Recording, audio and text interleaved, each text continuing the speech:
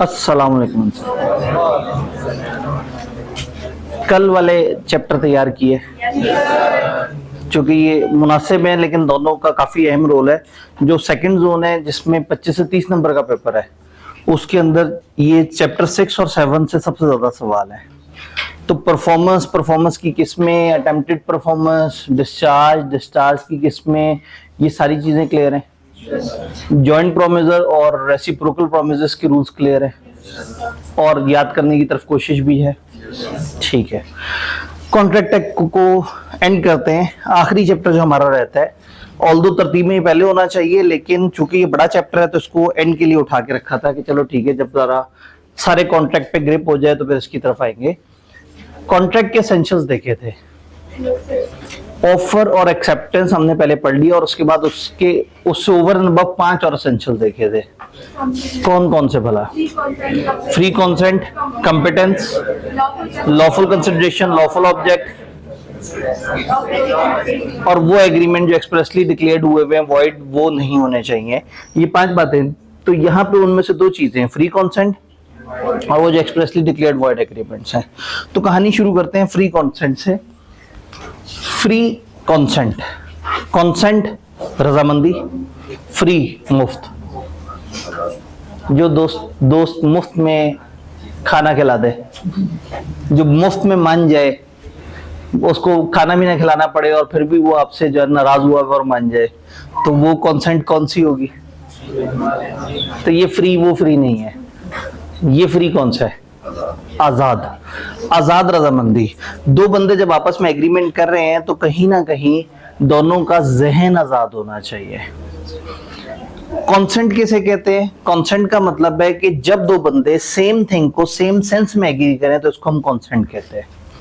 Consensus भी इसे बोलते हैं, कंसेंसस एड एडेयर भी इसे बोलते हैं। कॉन्सेंट या उससे मिलता जुलता कोई भी लफ्ज पेपर में नजर आए, कोई भी लेफ्ट राइट आगे पीछे वर्ड्स लगा के, आप समझ जाइएगा कि रजामंदी की बात हो रही है। तो कॉन्सेंट यानी कि रजामंदी का मतलब है कि जब 2 लोग एक जैसी चीज पे एक ही तरह से एग्री कर रहे हो। ए ने बी को लैपटॉप बेचना था और बी ने लैपटॉप खरीदना था, तो दोनों को पता है कि लैपटॉप के खरीदो फरोख्त की डील हो रही है और दोनों राजी हैं इस पे, दोनों ओके हैं, दोनों में से किसी को कोई एतराज नहीं है। तो कॉन्सेंट तो हो गया रजामंदी कि दोनों लोग एक जैसी चीज पे एक ही तरह से तैयार है। फ्री कॉन्सेंट, आजाद रजामंदी। कॉन्सेंट आजाद नहीं होती अगर कहीं कोई प्रेशर हो, कोई टेंशन हो, कोई इमोशनल ब्लैकमेलिंग हो, कोई इस तरह के मसलों मसाइल हो, तो हम कहते हैं कॉन्सेंट आजाद नहीं है। 5 ऐसे केसेस हैं जहां कॉन्सेंट आजाद नहीं होती। Coercion, undue influence, fraud, misrepresentation, mistake. This chapter is all about ये 5 बातें। लो जी, मुझे लग रहा है ये भाई साहब हलाक हुआ है, इसका चार्जर नहीं लगा हुआ होगा या लगा हुआ होगा तो चल नहीं रहा होगा। जब उसमें ये 5 बातें ना हो, 5 बातें कौन सी हैं? Coercion, undue influence, fraud, misrepresentation और मिस्टेक। इन 5 पे अलग अलग डिस्कशन है और ये चैप्टर जो है ना इन 5 को ही डील कर रहा है कि इसमें किस तरह से है। तो हम फ्री कॉन्सेंट का मतलब है ये 5 चीजों की हमें अंडरस्टैंडिंग होनी चाहिए। इस चैप्टर में याद करने के हिसाब से इन 5 की डेफिनेशन, कि जिसमें आपको पता हो कि एग्जैक्टली क्या है। मिस्टेक के अंदर प्रॉपर डेफिनेशन नहीं है, 4 चीजों की डेफिनेशन और मिस्टेक के 3-4 रूल्स हैं, वो हमने याद रखने, याद करने के पॉइंट ऑफ व्यू से, समझने के पॉइंट ऑफ व्यू से हम इसको साथ साथ समझते हैं। तो अगर एक कॉन्ट्रैक्ट में इन 5 में से कोई भी एक चीज हुई तो वो कॉन्ट्रैक्ट ठीक नहीं रहेगा। 5 का हल्का हल्का सा अगर आइडिया लें डिटेल से तो हम पढ़ रहे होंगे। कोर्शन का मतलब है जोर जबरदस्ती। अगर एक कॉन्ट्रैक्ट में किसी एक ने दूसरे को प्रेशराइज करके, जोर जबरदस्ती करके, डरा के, धमका के उसकी कंसेंट लेने की कोशिश की है तो वो कोर्शन कहलाएगा। अनड्यू इन्फ्लुएंस में जोर जबरदस्ती, डर, खौफ नहीं होता, इमोशनल ब्लैकमेलिंग होती है। अगर किसी ने अपनी पोजीशन का फायदा उठा के सामने वाला बंदा जो उस पर भरोसा करता था उसको इमोशनली अपने यरगबाल मना लिया और उसको कह दिया कि तुमने ये काम ऐसे करना है, तो इसको हम कहेंगे ये अनड्यू इन्फ्लुएंस है। फ्रॉड, जिसमें एक बंदा इरादतन जान के दूसरे को कोई गलत इंफॉर्मेशन पास ऑन करता है या कोई झूठा वादा करता है उससे, और उसका मकसद होता है कि मैं धोखा दे दूं और बस कॉन्ट्रैक्ट हो जाए। मिसरिप्रेजेंटेशन, फ्रॉड जैसी चीज है लेकिन इसमें इंटेंशन नहीं होती। एक बंदा ना चाहते हुए दूसरे को धोखा दे देता है लेकिन बहरहाल दूसरे का नुकसान हो जाता है। मिस्टेक में दोनों के दोनों को गलती लगी हुई होती है। अगर एक चीज के बारे में दोनों के दोनों बंदे आपस में कंफ्यूज है और उन्हें नहीं पता कि क्या चीज है, तो फिर हम कहते हैं कि वहां पे प्रॉपर मिस्टेक है। मिस्टेक की कुछ और किस्में भी हैं और किताब फिर उसके ऊपर भी बात करेगी। हो सकता है वन साइडेड मिस्टेक हो जाए, लेकिन अगर मिस्टेक दोनों तरफ से लगी हुई है तो इसका मतलब है कि वो प्रॉपर इस मिस्टेक की डेफिनेशन पे उतरती है। अब सवाल ये है कि कॉन्ट्रैक्ट में अगर फ्री कंसेंट नहीं है तो कॉन्ट्रैक्ट के साथ क्या होगा। हम दो आउटकम बताते हैं। हम कहते हैं कॉन्ट्रैक्ट वॉइडेबल भी हो सकता है, वॉइड भी हो सकता है। पहली चार चीजें कोर्शन, अनड्यू इन्फ्लुएंस, फ्रॉड या मिसरिप्रेजेंटेशन, इसमें कंफर्म एक जालिम और एक मजलूम है। चाहते ना चाहते कोई ना कोई जालिम और कोई ना कोई मजलूम है। तो आपको याद होगा हमने कहा था वॉइडेबल एक ऐसी चीज है जब एक मजलूम को इख्तियार मिल जाता है कि वो कॉन्ट्रैक्ट को खत्म कर दे। तो अगर कॉन्ट्रैक्ट में इन चार में से कोई एक वजह है तो हम कहेंगे कॉन्ट्रैक्ट हो गया वॉइडेबल। मजलूम को ऑप्शन मिलेगी तुमने कॉन्ट्रैक्ट खत्म करना है या कंटिन्यू करना है। अगर वो कहे खत्म करना है तो कॉन्ट्रैक्ट खत्म हो जाएगा, अगर वो कहे मैंने कंटिन्यू करना है तो कॉन्ट्रैक्ट उसी तरह से चलता रहेगा। लेकिन अगर मिस्टेक हो, अगेन अगर मिस्टेक दोनों तरफ से हो, दोनों की दोनों पार्टीज को मिस्टेक हुई हो किसी भी चीज को डील करते हुए, समझते हुए, असेस करते हुए, तो हम कहेंगे कि ये टू साइडेड मिस्टेक है। टू साइडेड मिस्टेक पे कॉन्ट्रैक्ट वॉइड हो जाएगा, वॉइड अब इनिशियो, यानी ये एग्रीमेंट ही गलत है। ये एग्रीमेंट शुरू से ही गलत है, जिस एग्रीमेंट में दोनों के दोनों पार्टीज को मिस्टेक लगी थी। अब ये दो बंदों को मिस्टेक कब लगती है, एक को कब मिस्टेक लगती है, इसका क्या फ्लो है, इसको थोड़ा सा आगे चल के बात करेंगे। लेकिन सबसे पहले ये है कि हमें समझ आया कॉन्सेंट है जब दो बंदे सेम चीज पर राजी हो। फ्री कॉन्सेंट का मतलब है जब कॉन्सेंट ऐसी हो जिसमें वो 5 मसले ना हो। फिर इसके इफेक्ट क्या है, पहले चार में कॉन्ट्रैक्ट वॉइडेबल हो जाएगा और सिर्फ मिस्टेक में, और वो भी अगर टू साइडेड है तो वॉइड होगा। बाकी केसेस में क्या होगा, ये डिपेंड करता है कैटेगरी ऑफ मिस्टेक कौन सी है, नेचर ऑफ द मिस्टेक क्या है। यहां तक बातें क्लियर है। अब एक एक करके इनमें से इन एलिमेंट्स को पकड़ के देखते हैं। सबसे पहले कोर्शन मतलब जोर जबरदस्ती। अगर मैं इसको डेफिनेशन के हिसाब से देखूं तो 4 किस्म की हरकतें कोर्शन है। जुर्म करना, जुर्म करने की धमकी देना, किसी को जबरदस्ती उसके कुछ एसेट्स छीन लेना, या उसे धमकाना कि मैं तुम्हारे एसेट्स छीन लूंगा अनलॉफुली। इन 4 में से कोई भी काम जब इस इरादे से करें कि दूसरा डर के कॉन्ट्रैक्ट में एंटर हो जाए तो इस हरकत को कोर्शन कहते हैं। किसी के साथ जुर्म करना, जुर्म करने की धमकी देना, किसी के एसेट छीनना नाजायज तरीके से, या उसको एसेट छीनने की धमकी देना। तो कमिटिंग और threatening to commit any act which is forbidden by Pakistan penal code, Pakistan का जो वो कानून है जो कि जुर्म डिफाइन करता है, जो उसके मुताबिक चीज मना है। आसान अल्फाज में जुर्म, अगर आप जुर्म करते हैं, जुर्म करने की धमकी देते हैं, अनलॉफुल डिटेन करते हैं, अपने पास अपने कब्जे में ले लेते हैं अनलॉफुली, या थ्रेट करते हैं, डिटेन करना एनी प्रॉपर्टी, प्रॉपर्टी का मतलब एसेट्स, तो एनी एसेट्स डिटेन करना with an intention of causing any person to enter into agreement, तो ये कहलाएगी कोर्शन। अगेन जिस तरह से कंसिडरेशन भी दो पार्टीज में जरूरी नहीं कि वही दो पार्टीज एक दूसरे को दें, कहीं और से भी आ सकती है, इसी तरह से कोर्शन भी कहीं से भी आ सकती है, कहीं को भी जा सकती है। ए और बी का एग्रीमेंट हो रहा है, सी ए गुंडा है जिसको ए ने भेजा है और वो बी को डरा रहा है, तो कोर्शन की है सी ने, गुंडे ने, और कॉन्ट्रैक्ट किनके दरमियान है, ए और बी के दरमियान। तो हम ये कह सकते हैं कि कोर्शन जरूरी नहीं कि पार्टीज टू द कॉन्ट्रैक्ट एक दूसरे पे एक्सरसाइज करें, कोई और थर्ड पर्सन भी एक्सरसाइज कर सकता है, और जरूरी नहीं कि पार्टीज पे ही एक्सरसाइज हो। ए ने बी के बेटे को यरगमाल बना लिया या उसे डराया, तो अब ए और B parties to the contract थे, लेकिन कोर्शन एक्सरसाइज किसके ऊपर हुई, बच्चे के ऊपर, तो और जो कि पार्टी टू द कॉन्ट्रैक्ट नहीं था। तो कोर्शन जो है may be exercise from any person and may be directed against any person even a stranger. तो वो ए और बी के दरमियान जरूरी नहीं कि वो एक दूसरे पे कोर्शन कर रहे हो, वो उसको थोड़ा बहुत प्लस माइनस कर सकते हैं। तो क्या यहाँ पे वर्ड कोर्शन हमें समझ आ रहा है? अब कोर्शन से हो गया क्या, कॉन्ट्रैक्ट, कॉन्ट्रैक्ट बन जाएगा वॉइडेबल किस बंदे के ऑप्शन पे, जिसकी कंसेंट कॉज की गई थी, मजलूम, एग्रीव जिस पे जुल्म हुआ है। अब बर्डन ऑफ प्रूफ, कौन साबित करेगा कि कोर्शन हुई थी, कौन साबित करेगा कोर्शन नहीं हुई थी। जो शख्स ये कह रहा है कि मेरे साथ जुल्म हुआ है, नाइंसाफी हुई है, उसी को ही साबित करना पड़ेगा। भाई दुनिया में सैकड़ों, हजारों, लाखों कॉन्ट्रैक्ट होते हैं, क्या हमेशा कोर्शन होती है सब में? इसका मतलब है टिपिकली हम अज्यूम करते हैं कि दो पार्टी जब कॉन्ट्रैक्ट करेंगे तो मामला नॉर्मल होगा। गुंडागर्दी हुई है, बदमाशी हुई है, या इस तरह की चीज है, ये टिपिकल अजम्पशन तो नहीं है। तो अगर एक बंदा अचानक से आके एलिगेशन लगा देता है जी फलाना बंदा ने मेरे ऊपर जो है ना वो जुल्म किया था, तो फिर साबित उसी को करना पड़ेगा जो कह रहा है कि मेरे ऊपर जुल्म हुआ है। तो यहाँ burden of proof lies on the party who cancels the contract. वो मजलूम जो कॉन्ट्रैक्ट को कैंसिल कर रहा है उसी पे बर्डन ऑफ प्रूफ है, उसी को साबित करना होगा कि उसके साथ कहां नाइंसाफी हुई है।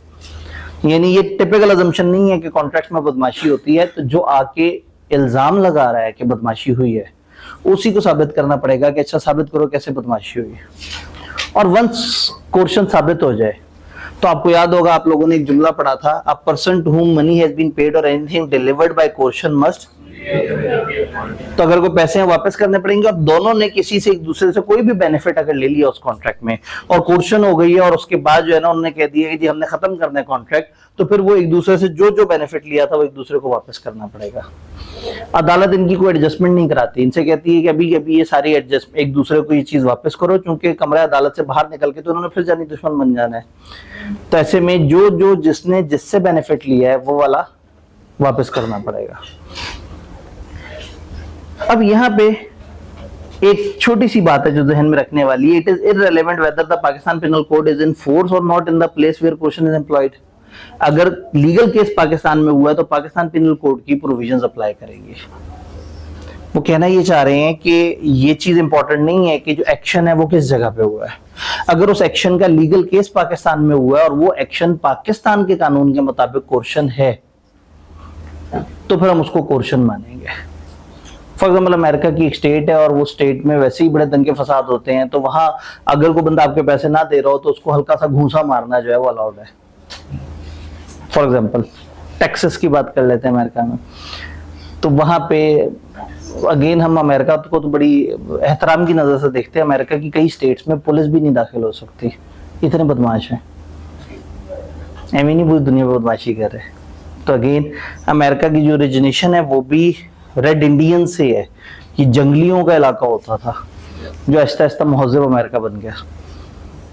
और जो है ना वो हमारे जहन में अमेरिका का एक बड़ा साफ सुथरा सा इमेज होता है। तो पाकिस्तान भर में टोटल मिला के इतने मसले नहीं होते, इतनी दहशतगर्दी, इतनी बदमाशी है, इतने दंगे फसाद नहीं होते जितने अमेरिका की एक दो स्टेट्स में अकेले हो जाते हैं। तो खैर फर्ज करें अमेरिका की एक स्टेट में ये कानून है कि अगर आप किसी से रिकवरी करने जाएं तो आप उसे एक घूंसा मार सकते हैं। तो वहां पे एक पाकिस्तानी गया और वहां एक इंडियन भी मौजूद था और दोनों का आपस में कॉन्ट्रैक्ट हुआ और इनके मुल्कों की जंग भी नहीं चल रही थी उस वक्त, और एक बंदे ने दूसरे से अमाउंट रिकवर करने के लिए या दूसरे को कॉन्ट्रैक्ट में शामिल करने के लिए घूंसा मार दिया। उस मुल्क के मुताबिक सही था। फिर किसी वक्त ये कॉन्ट्रैक्ट डील के तहत पाकिस्तान आए हुए थे, तो पाकिस्तान में पाकिस्तानी जो है वो इंडियन को अदालत के सामने ले गया और उसने कहा जी इस शख्स ने मुझे घूंसा मारा था और घूंसा मार के मुझे कॉन्ट्रैक्ट में दाखिल होने में मजबूर किया था।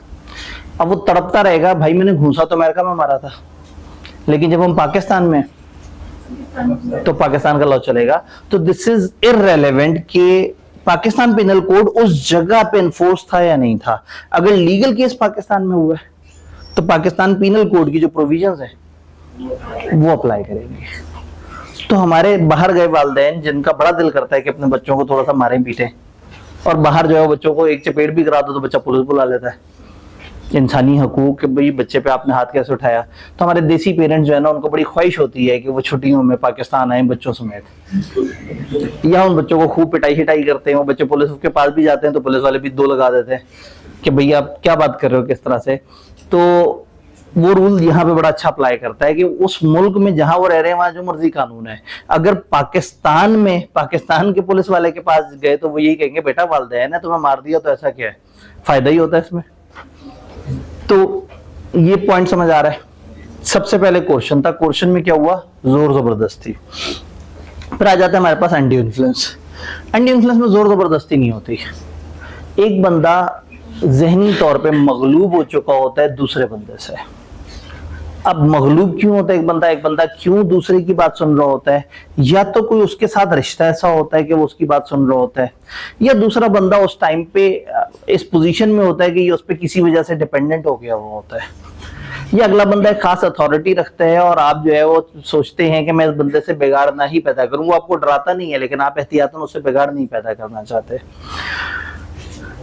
Contract is said to be induced by undue influence where relations existing between the parties, जहां relation parties के दरमियान ऐसा है कि one of the parties is in a position to dominate the will of एक बंदा दूसरे की विल को क्या कर सकता है, डोमिनेट, उस पर गालिब हो सकता है, एंड न सिर्फ गालिब है बल्कि uses that position to obtain unfair advantage over the other.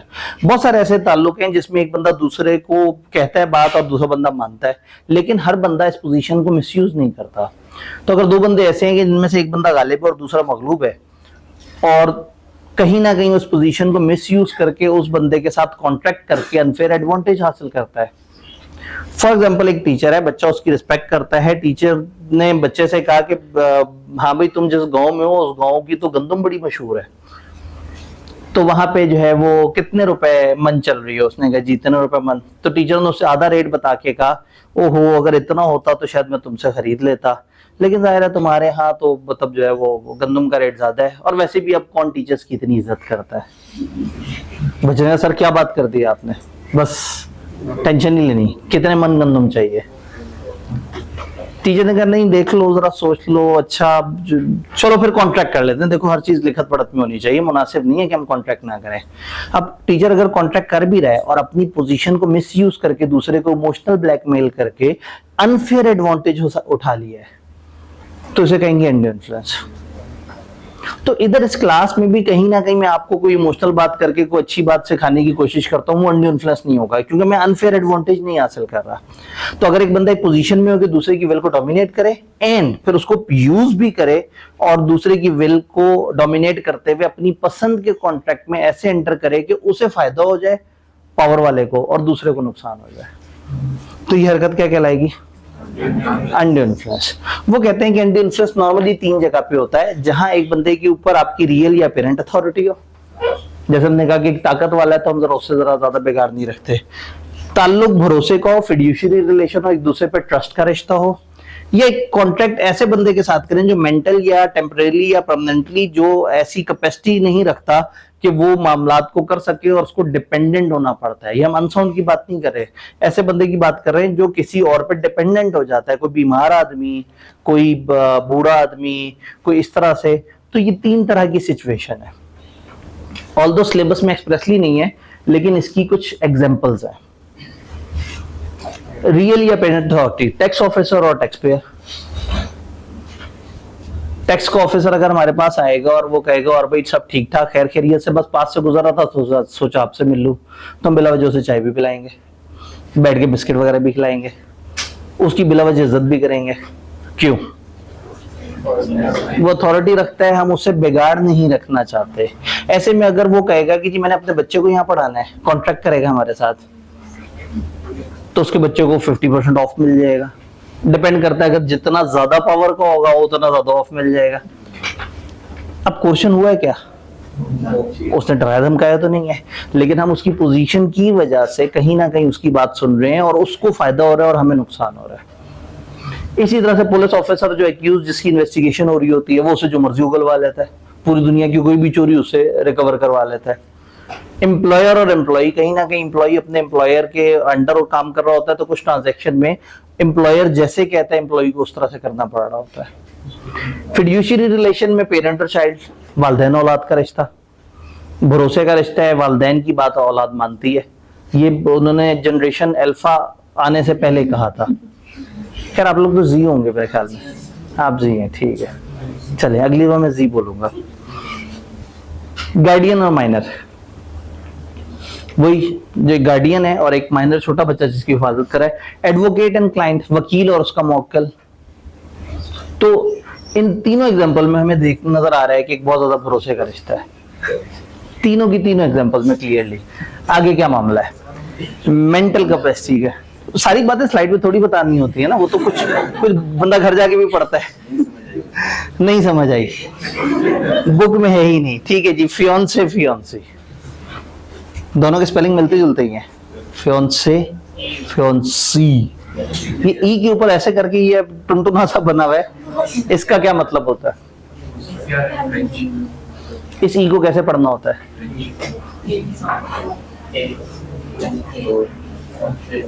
चले ठीक है, अंग्रेजी के इम्तिहान नहीं लेते आप, जो है ना, आप तो फिर जो है ना बहुत दूर चले गए। ई को ई पढ़ना ही नहीं होता, ई को तो पढ़ना ही आया होता है। ई तो है ही है, ऐसी है, ई का नया नाम है। एलिफेंट, 8, ईट नहीं, 8। लेकिन अगर वो डल गया उसके साथ, वोवल डल गया, तो फिर वो ई की आवाज में चला जाएगा, ईयर, ईगल। लेकिन अगर अदर देन वोवल आ रहा है तो फिर ए की आवाज आएगी, एलिगेंट, एफिशिएंट, इफेक्टिव। दुनिया पता नहीं कहां चली गई है। तो खैर, ये आप एक छोटे से टुनटुने में परेशान हो रहे हैं। फियोंसे एंड फियोंसी, मंगेतर और मंगेतरी, मंगेतर और काउंटर पार्ट ऑफ मंगेतर, अब what ever which ever is male और फीमेल, तो इनके दरमियान भी एक भरोसे का रिश्ता है, ताल्लुक है, और ये इंडो इन्फ्लुएंस होते हैं। अगर एक मंगेतर दूसरे मंगेतर को कहे कि जी मुझे इजी लोड डलवा दो,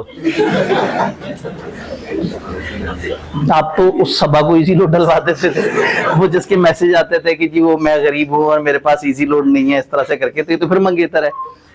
तो आजकल भी उस तरह के मैसेज होते हैं, अब डिफरेंट हो गए हैं तरीके।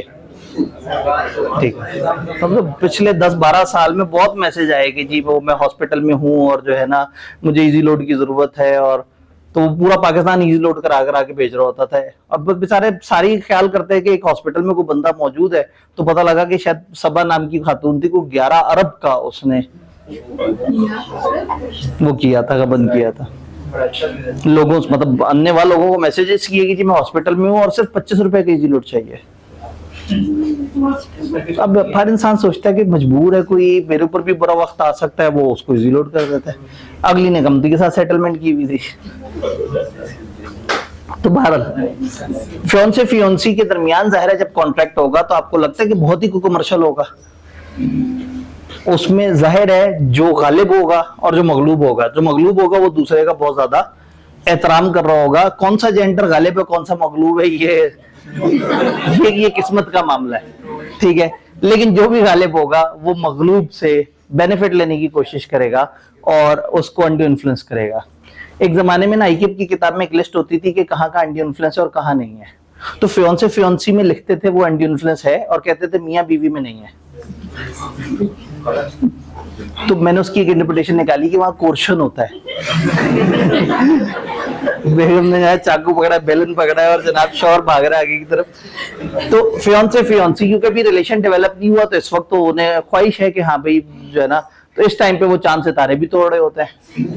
तो शादी के बाद वो सारे मामला तो उस तरह से तो नहीं होता, फिर तो बंदे को पता लग गया होता है बस अब यही जिंदगी गुजारनी है और एंड तक ऐसे ही चलेगा। इधर आते हैं, इससे पहले कि अब आप लोग ज़ाहिर भी आपकी शादी की उम्र उस तरह से नहीं है, तो आई मीन जज्बाती ना हो जाए। शरई उम्र है लेकिन जो है ना हमारी समाजी तौर पे जो है ना वो आप लोग थोड़ा सा कम से कम आर्टिकल्स में तो चले जाएं। डॉक्टर पेशेंट बेचारा परेशान है और वो डॉक्टर की एडवाइस मानने पे मजबूर है इस वक्त। मेडिकल अटेंडेंट और पेशेंट, मेडिकल अटेंडेंट जिसको पेशेंट देख रहा होता है कि ये बंदा होगा तो मुझे दवाई खिलाएगा, ये बंदा होगा तो मेरा ख्याल रखेगा, और कहीं ना कहीं वो जो बेचारा बंदा बिस्तर पे होता है उसको लग रहा होता है कि अगर मैं यहाँ पड़े पड़े मर गया तो फिर मेरा क्या होगा, और उसकी लाखों करोड़ों की जायदाद भी होती है। तो वो अटेंडेंट जो है वो थोड़ा सा ख्याल भी रखता है और साथ में वो थोड़ी सी प्रॉपर्टी भी ट्रांसफर करवाने के कागजात पे साइन करवा लेता है।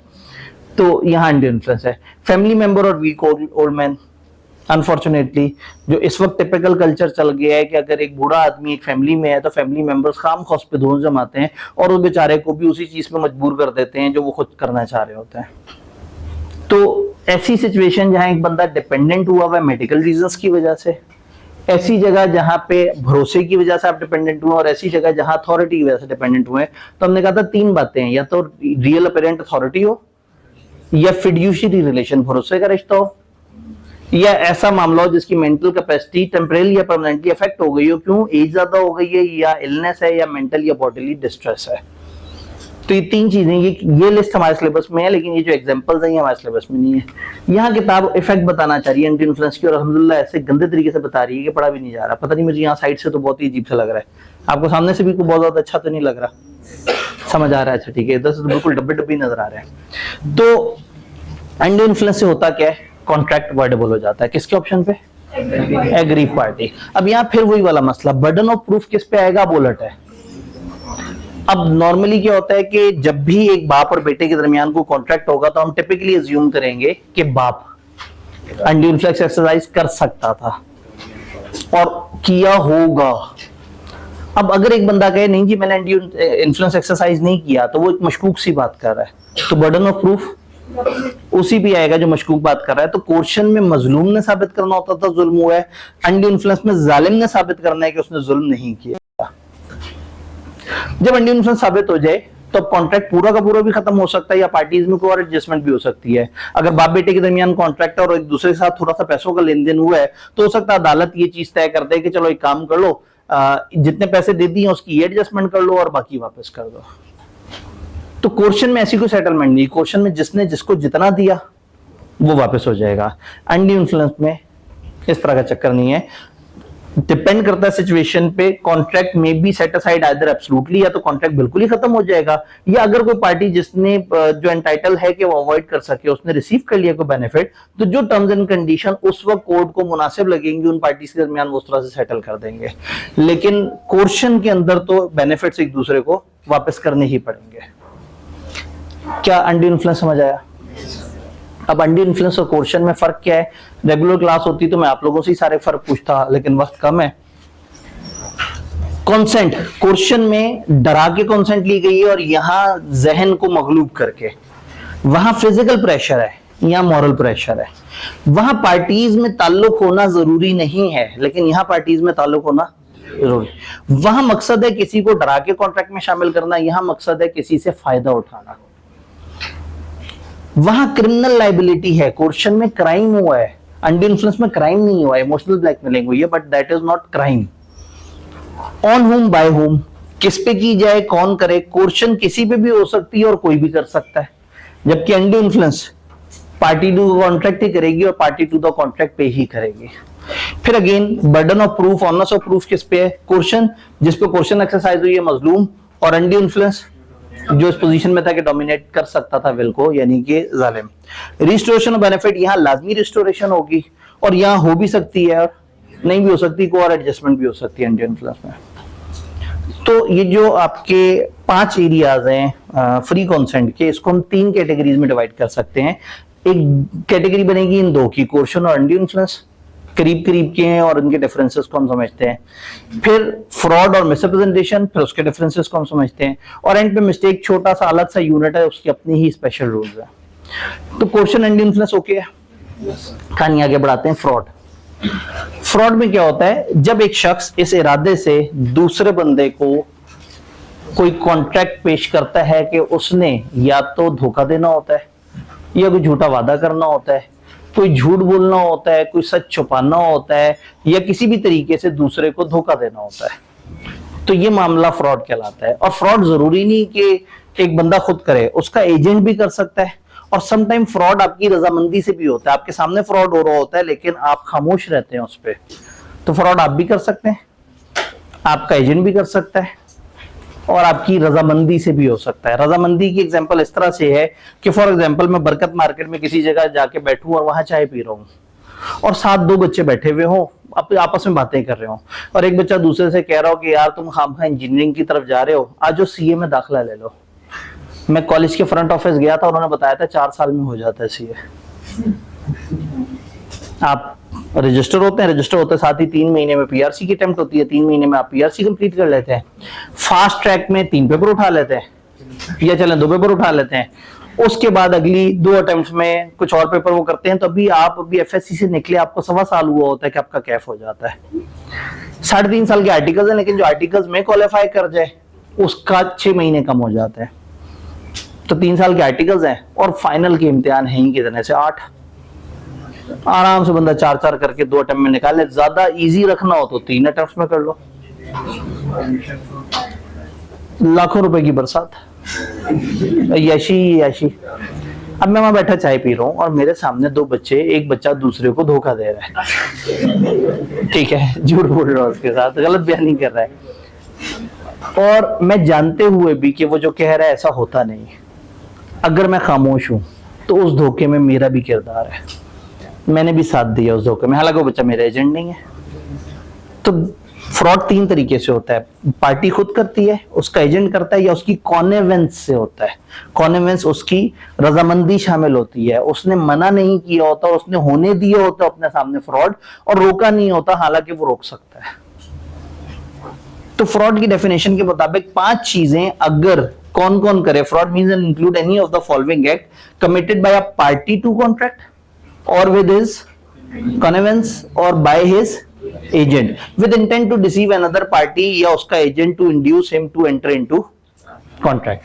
5 में से कोई भी एक हरकत। 5 हरकतें कौन सी है? फॉल्स असर्शन, झूठ बोलना, एक फैक्ट गलत बताना, एक फैक्ट को ये बताना कि सही है जबकि जो बंदा फैक्ट बता रहा है उसको खुद पता है कि वो सही नहीं है, तो झूठ बोलना। एक्टिव कंसीलमेंट, एक अहम सच छुपा लेना, यानी कि एक बंदे ने दूसरे से कहा आओ जबरदस्त है ये जी इत्तेहाद टाउन की बड़ी जबरदस्त स्कीम है, यहाँ पे आओ और यहाँ तो सिर्फ और सिर्फ 2 लाख रुपए की मंथली इंस्टॉलमेंट जमा कराओ और प्लॉट तुम्हारा हो गया। वो बंदा बड़ा एक्साइटेड हो गया, जनाब कॉन्ट्रैक्ट में एंटर हो गया। कॉन्ट्रैक्ट में जब एंटर हुआ तो उससे कहा 40 लाख एडवांस। उसने कहा जी ये वाली बात कहाँ थी? उन्होंने कहा वो कॉन्ट्रैक्ट में देखा नहीं, पढ़ा ही नहीं आपने। अब अगले बंदे ने आपको जो इन्फॉर्मेशन दी थी उसने जान के छुपा लिया था एडवांस वाली बात, और आपको वो बात बताई थी जो सुन के आप जज्बाती हो गए, कॉन्ट्रैक्ट में एंटर हो गए। तो सच छुपाना भी फ्रॉड है। एक अहम बात जो कि बड़ी जरूरी है किसी कॉन्ट्रैक्ट में एंटर होने के लिए, अगर आपने उसको छुपा लिया तो आपने धोखा किया। आपने झूठ बोला तो भी धोखा किया, आपने सच छुपाया तो भी धोखा किया, आपने एम्प्टी प्रॉमिस किया, एक वादा किया इस इरादे से कि मैंने इस वादे को कभी एग्जीक्यूट नहीं करना, एम्प्टी प्रॉमिस। कोई भी और एक्शन जिससे दूसरे को धोखा देना मकसद हो। ये एनी अदर एक्ट इसलिए लिखे है ताकि अदालत में अगर एक वकील साबित कर दे कि डेफिनेशन में मौजूद ये वाला एलिमेंट ये एलिमेंट नहीं एक्सरसाइज हुआ, तो अगर ये साबित हो जाए कि बहरहाल धोखा हुआ है तो वो भी फ्रॉड कहलाएगा। और अगर आप ऐसी हरकत करें जो लॉ ने मना कर दी है, आप नहीं मानते कि वो फ्रॉड है, आप मानते हैं कि वो सब सही है, लेकिन अगर कानून ने कहा है कि ये फ्रॉड है, फॉर एग्जाम्पल आपने एक बंदे को कहा कि आपके सामने 6 बंदे थे, आपने 6 बंदों से कहा एक काम करते हैं,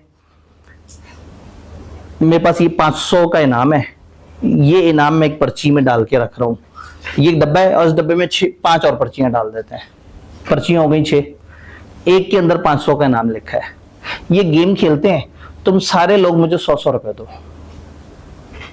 और इसमें से पर्ची निकालो, जिसकी पर्ची पे 500 निकला है उसको 500 मिल जाएगा। अब आपके मुताबिक आपने कुछ लोगों की बिल्कुल ज़हनी रजामंदी से उनको एक गेम खिलवाई, वो एक्साइटेड थे इस पे और वो सोच रहे थे कि शायद हमारा 500 निकल आएगा, दूसरा सोचा था मेरा 500 निकल आएगा, फिर सोचा ज्यादा से ज्यादा नुकसान कितना होगा, 100 का, चांस 500 मिलने का तो है ही।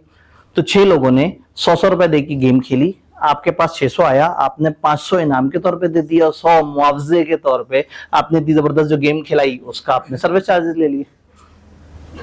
तो शायद आपकी नजर में आपने जो किया वो सही था, आपका धोखा देने का इरादा नहीं था, लेकिन अगर कानून ने कह दिया भाईजान ये फ्रॉडुलेंट है, ये फ्रॉड है, ये लॉटरी स्कीम या इस तरह की चीज मना है, गलत है, तो भले हमें ठीक लग रहा है वो गलत है। तो फ्रॉड 5 चीजों को कहेंगे, झूठ बोलना, सच छुपाना, झूठा वादा करना, कोई भी ऐसी हरकत करना जिससे दूसरे को धोखा हो जाए, या जिसको लॉ ने मना कर दिया है वो काम करना। तो इन 5 में से कोई भी काम वो बंदा खुद करे, उसका एजेंट करे, या कोई भी उसकी रजामंदी से हो रहा हो, तो हम क्या कहेंगे कि यहां क्या हुआ? फ्रॉड।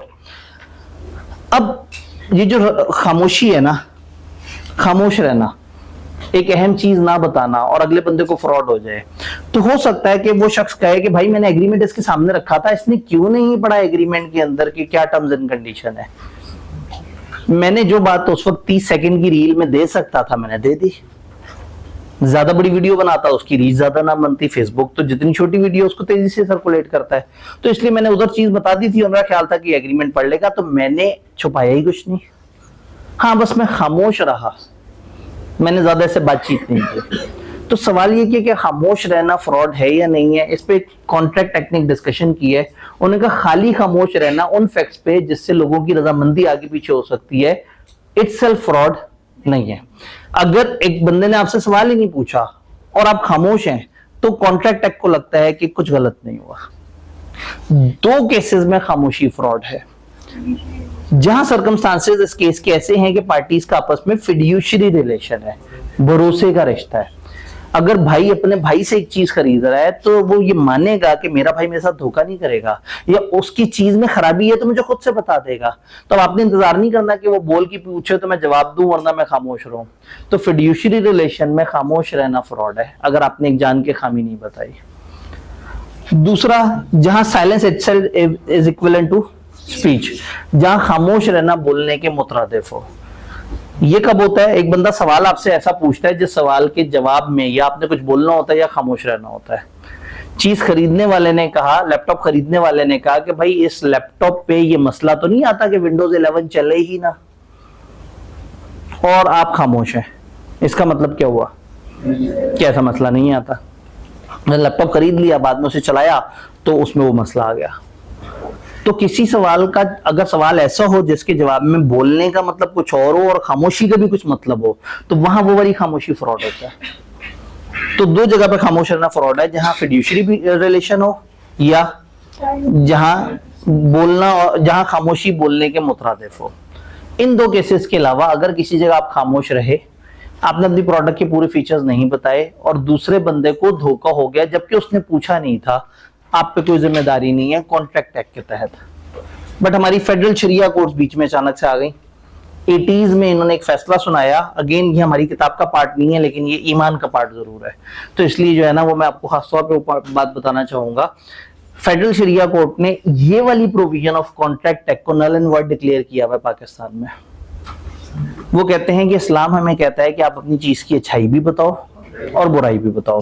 अगर आपकी चीज में बुराई है और आप खामोश है और सोचा अल्लाह करे ये सवाल ना ही पूछे, तो आपने जेन्युइनली फ्रॉड किया है। तो कॉन्ट्रैक्ट एक्ट ने खामोशी को फ्रॉड नहीं माना हमेशा, लेकिन शरिया कोर्ट ने ये फैसला सुनाया है कि ये वाली चीज इस्लाम के मुनाफी है। और अगर आप खामोश हैं, भरे भरोसे का रिश्ता नहीं भी है, आपने ना भाई को धोखा देना है ना किसी और के भाई को धोखा देना है। आपने हमेशा सच बोलना है, बेईमानी नहीं करनी। तो इसलिए ये जो एग्जम्पशन है ना कि खाली खामोश रहने से कोई फर्क नहीं पड़ता, खैर है, मेरे silence has to affect likely to affect the willingness of person to enter contract is not fraud. तो ये जुमला उन्होंने कहा इस तरह से नहीं है। खामोश रहने से अगर आपका इरादा फ्रॉड देने का है तो इंतजार मत करें कि अगला फिड्यूशियरी रिलेशन रखता हो या आपसे सवाल पूछे। खामोश रहने का मतलब आप फ्रॉड दे रहे हैं। तो असूलन ये चीज हमारी किताब में नहीं होनी चाहिए, जो कि खास तौर पे मना है। इससे पीछे आईकेप की किताब में ये चीज बताते थे और साथ वो नोट भी डाल देते थे कि लिखा हुआ है लेकिन हम इसको डील नहीं कर रहे। लेकिन आइडियली हमारी किताब से ये वाला रूल वैसे ही माइनस कर देना चाहिए इन्हें, जो कि पाकिस्तान में इस वक्त एप्लीकेबल ही नहीं है। फ्रॉड समझ आया? फ्रॉड के साथ होगा क्या? कॉन्ट्रैक्ट वॉइडेबल हो जाएगा मजलूम के कहने पे, और जो पार्टी जिसकी कंसेंट कॉज की गई है वो चाहे तो कॉन्ट्रैक्ट को इंसिस्ट करे कि जी परफॉर्म करें, और चाहे तो कह दे कॉन्ट्रैक्ट को खत्म कर दे। अगर वो कहे कॉन्ट्रैक्ट को खत्म कर दें तो वो क्या कर सकती है? डैमेजेस क्लेम कर सकती है। यहां पे फ्रॉड की दो एक्सेप्शंस हैं। दो एक्सेप्शंस ऐसी हैं जिस केस में आप कॉन्ट्रैक्ट को कैंसिल करने का हक नहीं रखते। दो ऐसे केसेस हैं। वो कौन सा केस है? साइलेंस फ्रॉड था लेकिन मजलूम के पास ऑप्शन था कि वो ट्रुथ को बड़े ऑर्डिनरी डिलीजेंस से डिस्कवर कर सकता था। भाई अगर तो सामने कॉन्ट्रैक्ट ऐसा था जिसके 20 सफे थे और बहुत ही बारीक लाइन थी, फिर तो बहुत जद्दोजहद करनी पड़ती उसे सच जानने के लिए। लेकिन अगर कॉन्ट्रैक्ट था ही एक कागज पे एक सफे पे और उसमें गिनती की 4 लाइनें लिखी हुई थी और भाई साहब ने जरा सी भी जहमत नहीं की कि थोड़ा पढ़ ही लूं, सामने वाला बंदा खामोश है। उसने पूछा जी कोई मुझे पैसे तो नहीं जमा कराने होंगे? अगला बंदा खामोश था। तो यहां पे उसे नजर आ रहा था कि एडवांस पेमेंट इतनी करनी है, गिनती की 4 लाइनें थी। अगर उसने वो 4 लाइनें भी नहीं पढ़ी, जरा सी भी दिक्कत नहीं की, तो अब अगर फ्रॉड हो भी जाए तो वो फ्रॉड को कैंसिल नहीं कर सकता, डैमेजेस वगैरह होगा, लेकिन वो जो कॉन्ट्रैक्ट को वॉइड करने का ऑप्शन है वो उसके हाथ से चला जाएगा। याद रहेगी ये बात कि अगर एक बंदा थोड़ी सी भी दिक्कत से, जैसे मार्केट में आप एक मार्केट में 250 दुकानें एक जैसी हैं, वहां पे एक जैसी चीज बेच रही हैं और एक सामने वाला दुकानदार आपको लग रहा है कि आपको खामोशी से धोखा दे रहा है, तो आप हल्का सा थोड़ा सा उठ के साथ वाली दुकान से वो चीज कंफर्म कर लें। अगर तो चीज कंफर्म करना ऑर्डिनरी थोड़ी सी नॉर्मल दिक्कत से इजी था, तो अब अगर आपको फिर भी फ्रॉड हो गया तो ये आपका कसूर है कि आपने इतना भी हाथ पांव नहीं मारे कि समझते कि आपके साथ गलत तो नहीं हो रहा। तो कॉन्ट्रैक्ट को वॉइड करने की ऑप्शन खत्म हो गई। दूसरा, party give the consent in ignorance of fraud. Party ने जो कंसेंट दी है वो फ्रॉड को इग्नोर करके दी है। आप जिस चीज पे फ्रॉड करना चाह रहे थे उसने उस चीज के ऊपर फ्रॉड पिक ही नहीं किया, यानी आप उसे एग्जैक्टली अब वही वाली बात है कि एक बच्चा आया और फ्रंट ऑफिस, उसने कहा जी मैंने सीए करना है। क्यों करना है जी? सीए बड़ी प्रेस्टिजियस चीज है और जो है वो मैंने करना है, और हमारे पूरे गांव में, हमारे पूरे कस्बे में किसी ने सीए नहीं किया हुआ। और घर से ही माइंड बना के आया था कि चाहे मुझे 25 साल भी लग जाएं कोई बात नहीं, मैंने बस जिंदगी में सीए एक दफा करना है, अपने गांव का नाम रोशन करना है। हम फ्रंट ऑफिसर ने कहा इसकी इतनी फीस होती है, इतने लेवल होते हैं, फलाना होता है, फलाना होता है, और ये 4-5 साल में हो जाता है, और ऐसे है और ऐसे ऐसे। वो इन्फॉर्मेशन उसे देता जा रहा है और बीच में छोटा सा फ्रॉड भी चेप दिया। 4-5 साल में हो जाता है 4-5 साल में। कितने अरसे में होता है सीए? अच्छी एवरेज 7 साल, अच्छी एवरेज। दरमियान की भी कुछ टाइम है ना, वो लोग इग्नोर कर देते हैं। एफएससी के बाद आपका रजिस्टर होने का टाइम, फिर उसके बाद पीआरसी देने का टाइम, फिर पीआरसी की अटेम्प्ट्स के जो साइकिल है और कैफ की अटेम्प्ट्स के जो साइकिल है उसके दरमियान में आपके कुछ मंथ अजीबोगरीब ज़ाया हो जाते हैं। फिर कैफ के आखिरी पेपर देने के बाद आपको 1.5 महीने बाद जाके रिजल्ट आ रहा होता है, 1.5-2 महीने बाद। फिर उस रिजल्ट के 1-1.5-2 महीने, 2.5-3-4 महीने whatsoever depending upon situation joining हो रही होती है। फिर ज्वाइनिंग के बाद रजिस्टर होते होते अच्छी से अच्छी फर्म भी कम से कम 2 महीने का एक प्रोबेशन टाइम आई कि आपने बताया हुआ, और कुछ फर्म्स तो आपको कह देती हैं 5 महीने बाद रजिस्टर करेंगे। उस रजिस्ट्रेशन वाले दिन से 3.5 साल शुरू होता है, और उसमें भी फिर ये है कि भाई 3.5 साल में फौरन अटेम्प्ट नहीं आती। जब आपने ज्वाइन किया उसके 1 साल बाद जो अटेम्प्ट आएगी वो आपकी आ जाती है। फॉर एग्जांपल अभी रिजल्ट आ जाएगा अक्टूबर एंड पे, तो जो तो नवंबर में ज्वाइन कर लेगा, साल गुजरने के बाद अगला साल का नवंबर आ जाएगा तो दिसंबर में सीए फाइनल की अटेम्प्ट होगी। लेकिन जिसने दिसंबर की 3 को ज्वाइन किया, साल गुजरने के बाद अगले साल दिसंबर की 3 आएगी, उससे वेरी नेक्स्ट अटेम्प्ट कौन सी होगी? 6 महीने बाद। मेजॉरिटी ऑफ द केस में 1.5 साल से पहले आपकी अटेम्प्ट नहीं आती। तो कुछ छुपी हुई कहानियां भी हैं। बस जो मेहनत करते जा रहे होते हैं, साथ साथ कंसिस्टेंटली पढ़ रहे होते हैं, वो करते जाते हैं, लेकिन एक्स्ट्रा होप, बहुत ज्यादा सुपर डुपर होप नहीं लगा देने। मतलब इतनी लोड नहीं है कि एक बंदा अभी मेडिकल में हाउस जॉब तक ना पहुंचे और आप क्वालिफाई करके बैठ जाए। कम से कम इतना मार्जिन तो रखें कि एक बंदा एमबीबीएस प्लस हाउस जॉब, और उसके बाद जो है, क्योंकि उधर भी कौन सा काम चलता है, फिर तो उसको एफसीपीएस करना पड़ता है, वो भी 2 साल का होता है गालबन। फिर स्पेशलाइजेशंस के पंगे हैं। तो हमारा साइकिल अभी भी बहुत तेज है बाकी फील्ड से, लेकिन सुपर तेज नहीं है। खामखा को 4-5 साल सोच के और बाद में मायूस होते रहना कि मेरी तो जिंदगी जाया हो गई। जो किसी भी और फील्ड में जा रहे हैं, सारे लोग एजुकेशन पे 8-9-10 साल लगा देते हैं किसी भी फील्ड में। तो अगर आप 7 साल में कर लेते हैं तो ये काफी अच्छी अचीवमेंट है। हाँ, अगर आप 5.5 साल में कर लेते हैं तो यस, ये एक्सेप्शन है। लेकिन मैथमेटिकली अगर आप थोड़ा सा टाइम को कंप्यूट करें तो ये प्रैक्टिकली स्पीकिंग तकरीबन 5.5 तो मिनिमम टाइम है। 5.5 साल आप ये सारे टाइम काउंट करें, 3.5 साल के तो आर्टिकल्स ही हैं। आर्टिकल से रिवर्स वर्किंग करते हैं तो आपके एफएससी से निकलने के बाद से आर्टिकल्स में रजिस्टर होने तक 2 साल तो नहीं लगेंगे ना।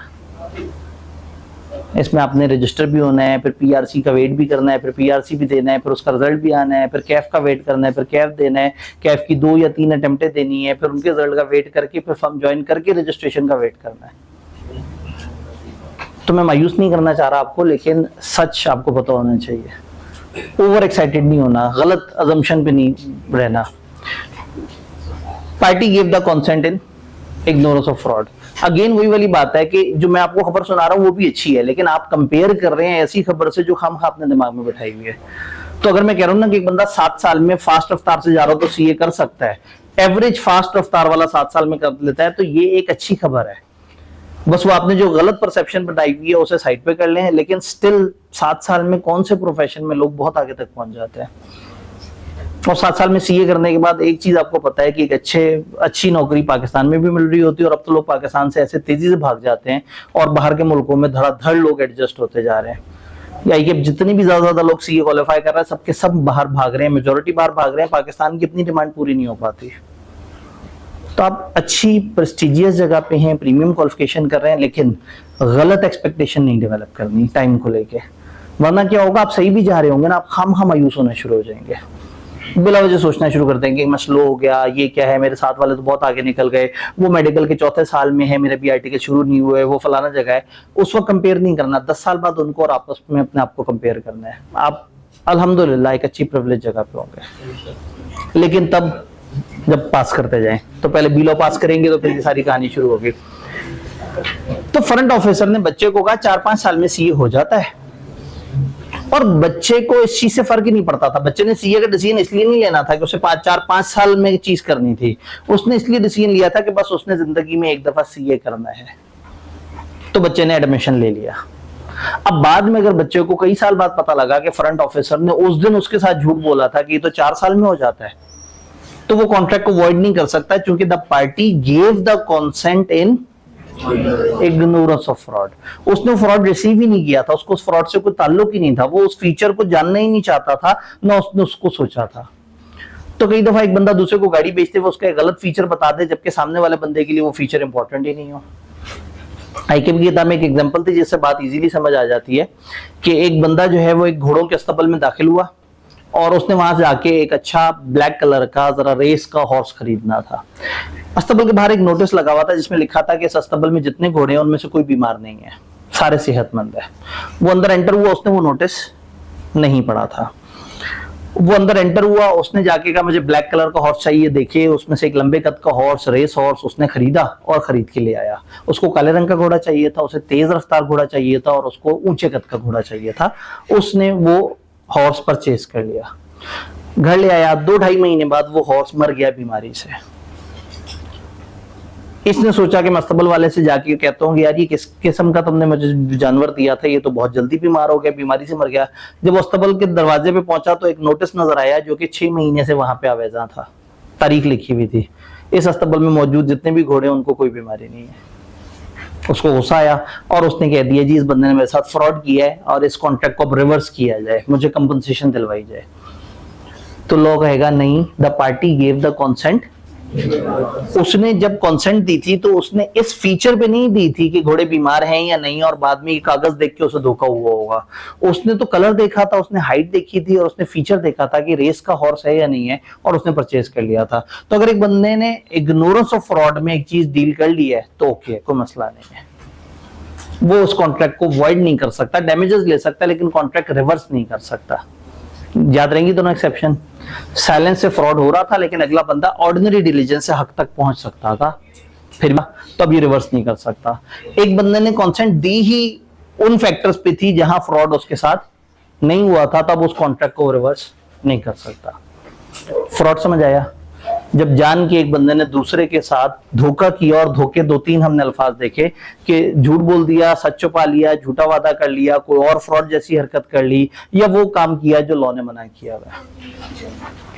जब फ्रॉड के बाद हम मिसरिप्रेजेंटेशन में जाते हैं ना, तो सिर्फ और सिर्फ मिसरिप्रेजेंटेशन की डेफिनेशन देखने वाली है, बाकी सारी चीजें तकरीबन वैसी हैं। एक दफा बाकी सारी चीजों को देख लेते हैं। वॉइडेबिलिटी, मिसरिप्रेजेंटेशन मैंने आपसे कहा था गलती से फ्रॉड हो गया, अनजाने में फ्रॉड हो गया, क्या है कैसे है डेफिनेशन से देखते हैं। लेकिन यहाँ वॉइडेबल ऑप्शन मिल जाएगी मजलूम को, और इसी तरह से वो चाहे तो कॉन्ट्रैक्ट को परफॉर्म करवा सकता है। और अगेन एक्सेप्शन वॉइडेबिलिटी, वो कॉन्ट्रैक्ट को वॉइड नहीं कर सकता। उसी तरह की 2 शर्तें कि party whose consent was caused had mean of discovering truth with ordinance, और party give the consent and ignore some misrepresentation. और थोड़ा सा फर्क किताब ने बताने की कोशिश की, फ्रॉड में इंटेंशन है, इधर इरादा है, नजर आता है कि इंटेंशन टू डिसीव, यहाँ इंटेंशन टू डिसीव नहीं है। यह aggrieved party confirm damages claim कर सकती है, और यहां अदालत डिसाइड करेगी कि वो कंपनसेशन क्लेम कर सकती है या नहीं कर सकती। क्योंकि मजलूम तो यह है लेकिन जालिम ने भी अनजाने में धोखा दिया है। अब सवाल यह कि अनजाने वाला धोखा क्या होता है, तो आते हैं इसकी डेफिनेशंस की तरफ। इन 3 में से कोई भी एक हरकत से मिसरिप्रेजेंटेशन हो जाती है। अनवारंटेड स्टेटमेंट, जब एक बंदा दूसरे को एक ऐसी स्टेटमेंट देता है जिसपे वो खुद भी 100% कंफर्म नहीं होता कि मैं सही बात कर रहा हूं या गलत कर रहा हूं, उसे लगता है कि मैं सही बात कर रहा हूं। वही फ्रंट ऑफिसर, उसने सुना ही यही था फेसबुक की रीलों में, कॉलेजों के एडमिशन की वीडियोस में, और इस तरह की मार्केटिंग कंटेंट में सुना ही उसने ये था कि 4-4.5 साल में सीए हो जाता है। अब उसको लगता था कि 4-4.5 साल में सीए हो जाता है, और उस फ्रंट ऑफिसर ने सामने वाले बच्चे को कहा 4-4.5 साल में सीए हो जाता है। तो ये जो उसने हरकत की थी ये कहलाएगी unwarranted statement. When a person makes a positive statement that a fact is true, जब वो एक बंदा कहता है हाँ भाई ये फैक्ट इस तरह से ट्रू है, when his information does not warrant it to be so, जब उसकी इंफॉर्मेशन उसे 100% यकीन नहीं दिलाती, बस उसे ऐसा लगता है कि ऐसा होगा, do he believes it to be, जब एक बंदे को लगता है कि ये सच है जबकि उसको खुद भी डिटेल से नहीं पता होता, तो वो उस सच को सच समझते हुए दूसरे को सच कह के बयान करता है जबकि वो एक झूठ बोल रहा होता है। तो अगर एक बंदा अनजाने में एक ऐसी स्टेटमेंट दे दे जिसमें वो खुद 100% कंफर्म ना हो और उस स्टेटमेंट की वजह से सामने वाले बंदे को धोखा हो जाए, तो ये धोखा फ्रॉड नहीं कहलाएगा, मिसरिप्रेजेंटेशन कहलाएगा। मिसरिप्रेजेंटेशन की किस्म अनवारंटेड स्टेटमेंट। ये बात समझ आई? Then inducing mistake about subject matter. किसी भी चीज के बारे में एक बंदा अनजाने में दूसरे को कन्विंस कर दे। थोड़ी देर पहले मैं आपसे कह रहा था कि हाँ भाई सीए कितने अरसे में हो जाता है, 4 साल में हो जाता है ना, और आप लोग उसके बाद मुस्कुराना शुरू हो गए।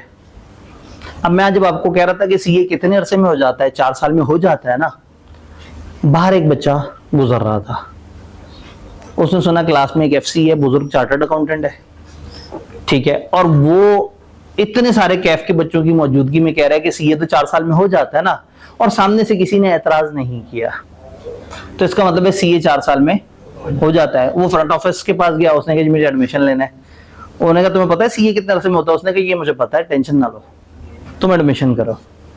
तो यहाँ क्या हुआ है, इनोसेंट मिसरिप्रेजेंटेशन हुई है, बड़ी cute misrepresentation. Inducing mistake about subject matter, a party to an agreement induces, एक पार्टी टू एग्रीमेंट कन्विंस कर देती है, हाउएवर इनोसेंटली, किसी को the other party to make a mistake as to nature और quality of the subject of the agreement. तो अगर एक एग्रीमेंट की किसी भी टर्म के ऊपर एक बंदा दूसरे को गलत फहमी क्रिएट करवा दे, कंफ्यूजन क्रिएट करवा दे, तो यहाँ पे हम कहेंगे कि यहाँ पे मिसरिप्रेजेंटेशन हुई है, और ये मिसरिप्रेजेंटेशन है inducing mistake about subject matter, या इसका दूसरा नाम है इनोसेंट मिसरिप्रेजेंटेशन। याद रहेगा?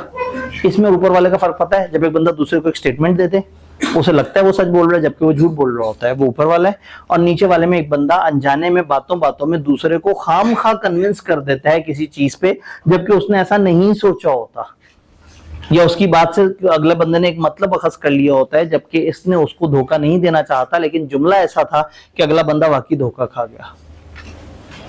Then breach of duty, sometime एक बंदा अपने हिस्से का काम सही नहीं करता, लेकिन वो अपना हिस्से का काम सही नहीं करने से अपने आप को फायदा पहुंचा देता है और दूसरे को नुकसान पहुंचा देता है। तो फॉर एग्जाम्पल आप जो है वो किसी वक्त हमारे पास आए और हम आपको बताएं कि जी इतनी फीस है, और फीस लिखते हुए हमसे गलती हो जाए कि हम 10,000 के बजाय 1 लाख लिख दें, और आप वो फीस हमें जमा करा दें, बाद में पता लगे कि हमने 10,000 के बजाय 1 लाख फीस ले ली थी, तो आप पूछें ये क्या हुआ, हम कहें जी गलती हो गई हमारे स्टाफ से, वो 10,000 लिखते हुए 1 0 ज्यादा लग गया। तो आप कहेंगे भाई ये गलती पीछे की तरफ क्यों नहीं हुई, ये 10,000 लिखते हुए 1000 क्यों नहीं लिख दिया उसने, भाई गलती भी तुम करो और फायदा भी तुम्हें हो, तो ये गलती को हम नहीं मानते, ये तुमने फ्रॉड किया है। हम कहेंगे हमने फ्रॉड नहीं किया, हमारी नीयत साफ थी, कैसे नीयत साफ है, मिसरिप्रेजेंटेशन। एक ऐसी ब्रीच ऑफ ड्यूटी, एक ड्यूटी की ऐसी गफलत जिसमें एक बंदा अनजाने में कुछ ऐसी हरकत करता है जो उसने अपना काम सही से नहीं किया, लेकिन वो काम सही से ना करने में उल्टा फायदा भी उसी को हो जाता है, तो फिर दुनिया शक करती है और इसको फिर हम कहते हैं ये मिसरिप्रेजेंटेशन है। अगेन रेगुलर क्लास होती तो हम बहुत सारी एग्जांपल्स के थ्रू, सियासी गैर सियासी हर तरह की, any breach of duty which without an intent to deceive gains an advantage to the person committing it, एक ऐसी ड्यूटी की गफलत जिससे उसको फायदा हो गया जिसने इसको कमिट किया, और एनीवन क्लेमिंग अंडर हिम, या कोई ऐसा जो उसके अंडर था जिसको वो सपोर्ट कर रहा था, बाय मिसलीडिंग अनदर, किसी और को कंफ्यूज करके, टू हिज प्रेजुडाइस, उसको धोखा हुआ, उसको नुकसान हुआ, और टू द नुकसान यानी prejudice of anyone claiming under him. एक बंदे ने अपनी ड्यूटी में ऐसी गफलत की कि खुद का फायदा कर लिया या अपने अंडर किसी का फायदा करा दिया, और सामने वाले का या उसके अंडर किसी बंदे का नुकसान कर दिया। तो मजा तब आए कि जब गलती करे एक बंदा और नुकसान उसे हो और फायदा हो सामने वाले को। तो गलती भी इंसान ने की और फायदा भी खुद को हो गया, तो हम मानेंगे कि नहीं भाई ये तो जो है ना मामला थोड़ा ठीक नहीं है, ये सही अरेंजमेंट नहीं हुआ, ये तो इन्होंने अ सॉर्ट ऑफ बेईमानी कर दी। 3 एग्जांपल समझ आ रही है?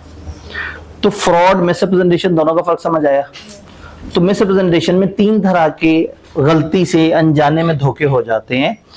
आप कन्विंस कर देते हैं दूसरे को इनोसेंटली किसी चीज पे, या आप किसी झूठ को सच कह के बोल देते हैं और आपको खुद भी नहीं पता होता कि आप झूठ बोल रहे हैं, या आपसे कोई ड्यूटी में गड़बड़ होती है और उस ड्यूटी की गड़बड़ की वजह से आप उसका फायदा खुद ले लेते हैं और नुकसान हो जाता है सामने वाले बंदे को। यहां तक बात क्लियर है? फिर आता है हमारे पास मिस्टेक का मामला। मिस्टेक में क्या होता है? मिस्टेक में हो जाती है गलती। आपसे अनजाने में कुछ इस तरह से होता है कि आपको समझ नहीं आती चीज के बारे में। मिसरिप्रेजेंटेशन में आप अनजाने में सामने वाले का नुकसान कर देते हैं। मिस्टेक में आप खुद ही नहीं समझ पाते कि कॉन्ट्रैक्ट क्या है। मिस्टेक किस किस चीज की हो सकती है? आइडेंटिटी की हो सकती है। आप समझ रहे होते हैं मैं ये चीज खरीद रहा हूं जबकि आप कुछ और खरीद रहे होते हैं। क्वांटिटी की हो सकती है। आप समझते हैं मैं इतनी क्वांटिटी खरीद रहा हूं जबकि असल में क्वांटिटी डिफरेंट होती है। टाइम की मिस्टेक हो सकती है, क्वालिटी की मिस्टेक हो सकती है, कलर की मिस्टेक हो सकती है। तो मिस्टेक डिफरेंट फैक्ट्स की हो सकती है। हर कॉन्ट्रैक्ट में फैक्ट होते हैं जी। ये लैपटॉप है, ये एक फैक्ट है। ये काले रंग का है, ये फैक्ट है। ये इतने साल चला हुआ है, ये फैक्ट है। इसमें इतनी जीबी रैम लगी हुई है, ये फैक्ट है। इसका इतना प्रोसेसर है, ये फैक्ट है। तो ये सारे डिफरेंट फैक्ट्स हैं जिसमें ए ने बी को कॉन्ट्रैक्ट करते हुए ये फैक्ट्स बताए। अब इन फैक्ट्स में अगर किसी पार्टी को कोई गलतफहमी हुई है तो हम उसे कहेंगे मिस्टेक। तो मिस्टेक के बारे में हम कहते हैं कि मिस्टेक 2 तरह की होती है, या मिस्टेक फैक्ट की होती है, या मिस्टेक आपको लॉ के बारे में हुई होती है, या आपको मिस्टेक लगी होती है फैक्ट। आपको लगता है कि लैपटॉप नया है जबकि लैपटॉप यूज था। आपको लगता है लैपटॉप सिल्वर है जबकि वो काले रंग का था। आपको लगता है लैपटॉप जो है उसमें 4 GB रैम है जबकि उसमें 2 GB रैम थी। तो आपको फैक्ट्स में मिस्टेक हुई है। समटाइम लॉ में मिस्टेक हुई है। फर्ज करें आपको लग रहा था कि लैपटॉप खरीदने का कॉन्ट्रैक्ट लीगल है, लेकिन जिस शहर में आप कर रहे थे उस शहर में कानून ये था कि यहाँ पे लैपटॉप की खरीदो फरोख्त मना है। तो अब आपको मिस्टेक फैक्ट में नहीं लगी, कानून में। तो मिस्टेक ऑफ लॉ और mistake of fact. Some time आप कहते हैं कि मुझे गलती थी, मुझे नहीं पता था कि कानून क्या कहता है, तो इसको हम कहते हैं ये मिस्टेक ऑफ लॉ है। और जब आप कहते हैं मुझे नहीं पता था ये चीज क्या है, इसका कलर क्या है, इसकी क्वांटिटी क्या है, ये चीज किस तरह से है, तो उसे हम क्या कहते हैं? Mistake of fact. तो मिस्टेक ऑफ फैक्ट या मिस्टेक ऑफ लॉ, इनमें से कौन सी वैलिड है, कौन सी वैलिड नहीं है? अगर आपको लॉ की मिस्टेक हुई है और खासतौर पर पाकिस्तानी लॉ की मिस्टेक हुई है, तो भाई आप पाकिस्तान में रहते हो, पाकिस्तान में रहते हुए अगर आप ये कहें कि ओहो मुझे पता ही नहीं था कानून क्या कहता है, तो वो गलत हो जाएगा। क्यों गलत हो जाएगा?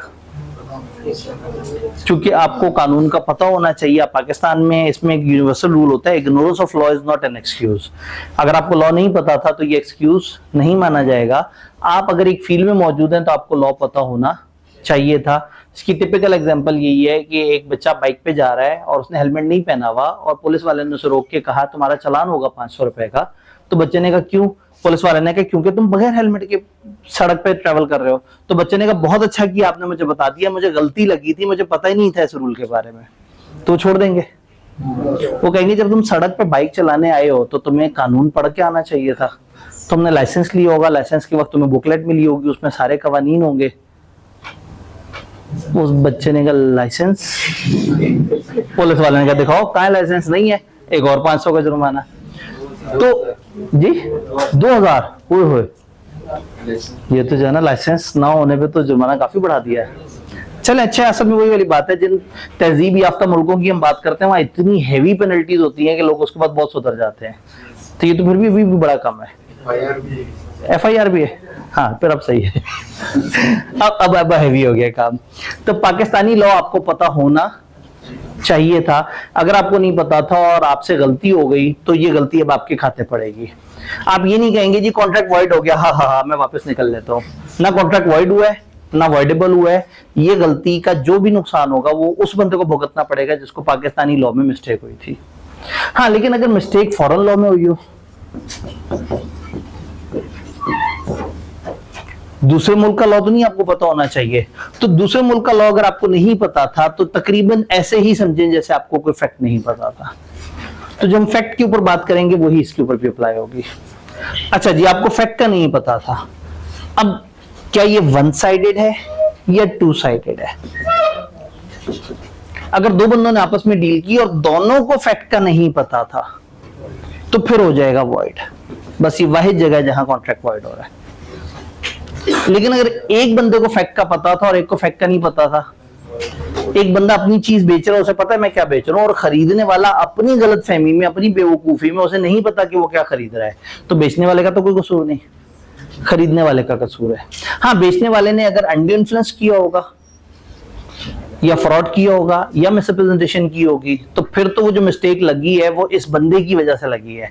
तो अगर वन साइडेड मिस्टेक एक बंदे की टोटली खुद साख्ता है तो कॉन्ट्रैक्ट वैलिड रहेगा, कॉन्ट्रैक्ट की सेहत पे कोई फर्क नहीं पड़ेगा। लेकिन अगर टू साइडेड है तो फिर वॉइड। अगर दोनों को गलती लगी थी और बाद में पता लगा कि दोनों को गलत फहमी थी, असल तो क्वांटिटी इतनी थी, तो ये कॉन्ट्रैक्ट पिछला वाला वॉइड हो जाएगा, अभी बैठ के नया कॉन्ट्रैक्ट करेंगे। तो याद रहेगा, पूरी सिचुएशन में सिर्फ टू साइडेड मिस्टेक वॉइड है।